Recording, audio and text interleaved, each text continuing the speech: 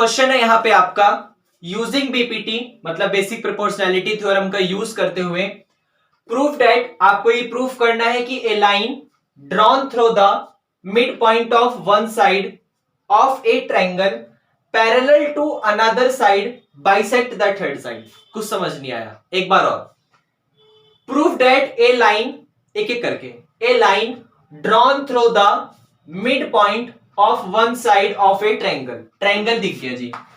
Triangle दिखने का मतलब एक ट्रायंगल को बना लो। ये आपका एक ट्रायंगल है और इसका नाम दे दिया कुछ ना कुछ ए, बी और सी।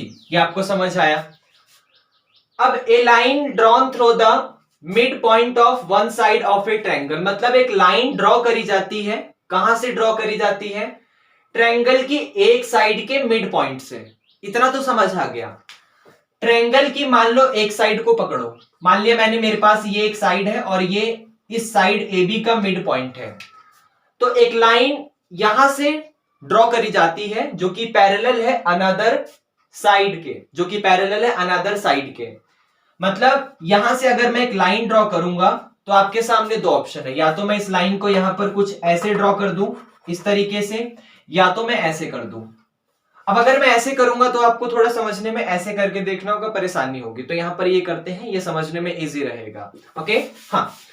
तो मैंने क्या करा, मैंने यहां पर इस साइड ए बी के मिड पॉइंट से एक लाइन ड्रॉ करी जो कि बिल्कुल पैरेलल है इसकी यहां पर थर्ड साइड के।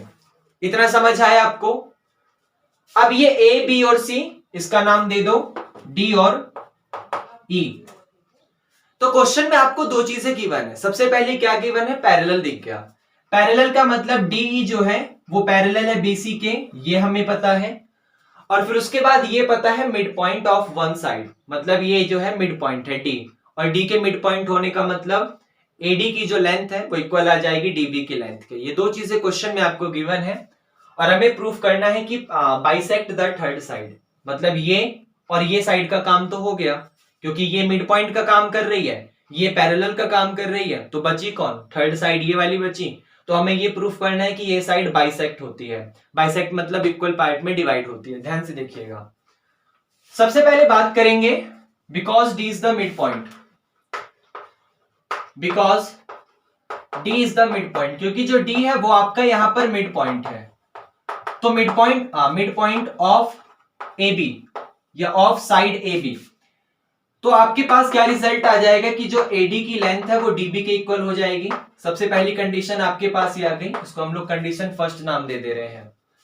अब उसके बाद ये पैरेलल वाला गिवन है, and also D E is parallel to B C, and also D E is parallel to B C. और फिर से बाय बीपीटी की हेल्प से अगर डीई बीसी के पैरेलल होगा तो आपके पास इसका जो रेशियो होगा वो आपस में सेम होगा। मतलब अगर डीई पैरेलल है बीसी के तो एडी अपॉन डीबी इक्वल होगा एई अपॉन ईसी के। यहां लिख लेते हैं। Then A D upon D B is equal to, यहां पर आपका आ जाएगा एई अपॉन में ईसी के। ये हमने लिखा बाय बीपीटी, और इसको नाम दिया कंडीशन नंबर सेकंड। अब कंडीशन फर्स्ट और सेकंड को ध्यान से देखिए। With the help of condition first and second आप एडी की जगह क्या पुट कर सकते हो? आप एडी की जगह डीबी पुट कर सकते हो। तो यहां पर एडी दिख रहा है, आप इस एडी की जगह यहां पर डीबी पुट कर दो। तो ये आपका हो जाएगा डीबी अपॉन में ये वाला डीबी इज इक्वल टू ये वाला एई, और फिर उसके नीचे अपॉन में ये वाला ईसी। डीबी से डीबी कैंसिल हो गया तो 1 is equal to A E upon में ईसी आ गया, और इसके नीचे 1 मान के क्रॉस मल्टीप्लाई करी तो एई बन जाए एई और E C is equal to EC.